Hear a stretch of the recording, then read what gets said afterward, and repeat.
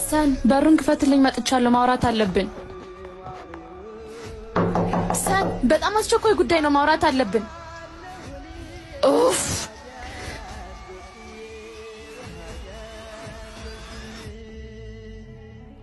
ሰን ከሴት ጋር ሆነ ነው ዛሬ መጨረሻ ነው ቤት እንደምትወጣ።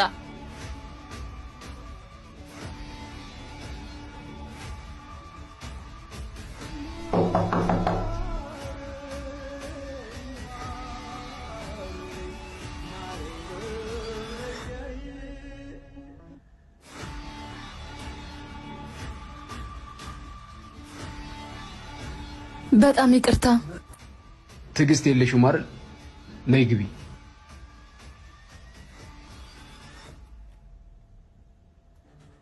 እርቦኛል፣ ምግብ እንድትጋብዘኝ እፈልጋለሁ።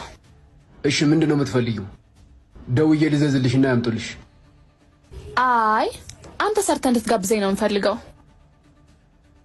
መብላት ነው የፈለግሽው? እኔ ማሰራት ነው። እኔ ባንተሽ ተሰርቶ ነው ማብላት ያማረኝ። አሁን ተለበል፣ እርቦኛል።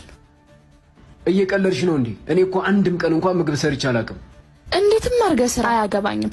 ብቻ ግን አንተ ሰርተህ እንድትጋብዘኝ ነው የምፈልገው። አልሰማሽኝም እንዴ? እኔ ምግብ መስራት አልችልም። ብችልም አልሰራልሽም። ከፈለግሽ ደግሞ ሰርተሽ መብላት ትችያለሽ። በጣም ከራበሽ ደግሞ እኔ ወተን እንብላ። ሰን በጣም ስራ እየሆንሽብኝ ነው። ከአንቺ ጋር ስገናኝ ሰላም እንዲሰማኝ እንጂ ስራ እንድትሆኝብኝ አልፈልግም። ይሄን ያክል ነው የሰለችውክ? አዎ ይሄን ያክል ነው የሰለችሽኝ። አሁን እንሂድ።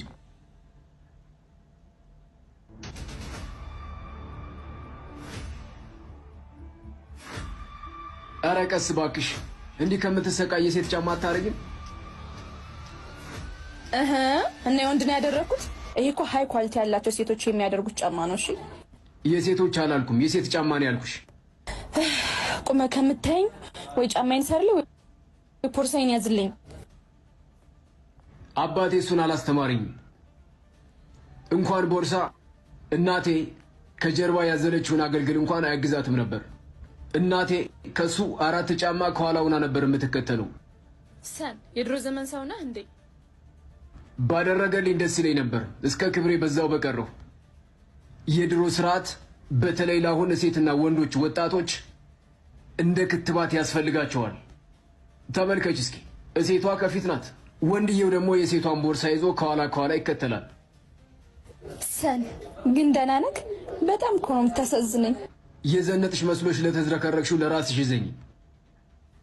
የኔ ፍቅር የምታከብረኝና የምታፈቅረኝ ከሆነ እግሬን ጉልበት ላይ አድርገህ ጫማዬን ታስልኛለህ። ክብር ከፈለግሽ የምትከበሪ ሴት ሁኚ። አንቺ ጠይቀሽው ሳይሆን ፍቅረኛሽ በስርዓትሽ የሚያከብርሽ።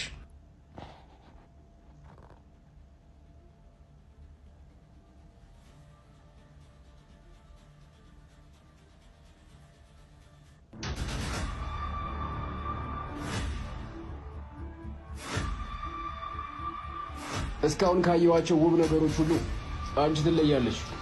ፍቅረኛ ከሌለሽ አብረን ነው። መስፈርቱ የሚሻማል አይመስለኝም። ፍቅር ስሜት እንጂ መስፈርት የለውም። ከኔ ጋር ለመሆን ሙስሊም መሆን አለብህ። አልገባኝም። የኔ ፍቅረኛ መሆን ትፈልጋለህ አይደል? ሙስሊም መሆን አለብህ። አንቺም በሃይማኖቴ እኔም በሃይማኖቴ የሚባል ነገር አይሰራም። እኔ ተመችተሽኛል እንጂ እርቦኛል እርጅኝ አላልኩሽም። ደግሞ ሃይማኖት ፍቅር አይመርጥም። ፍቅር አይመርጥም፣ ቤተሰብ ግን ይመርጣል፣ ማህበረሰብ ግን ይመርጣል። እኔ እናንተ ብንዋደድም አለማችን ግን የተለያየ ነው። እኔና አንቺ አብረን የምንሆንበት አንድ መንገድ ብቻ ነው ያለው። አዎ እሱንም ሃይማኖትህን ከቀየርክ ብቻ ነው። ኖ ለፍቅር ብዬ እንኳን አይደለም ሃይማኖቴን ጸባይን አልቀይርም። አንቺም እንዳትቀይሪ፣ ግን ደግሞ ሌላ ሰውም እንዳታስቀይሪ። እኔ የፈለግኩት ካልሆነ እሱም ያስፈልገኝን አዘጋጅቶልኛል ማለት ነው። በተለያየ ስም ብንጠራውም አንድ እንጂ ሁለት አምላክ የለም። አስታውሽ፣ አንድ ሰይጣን ኑሮ ሁለት አምላክ ሊኖር አይችልም።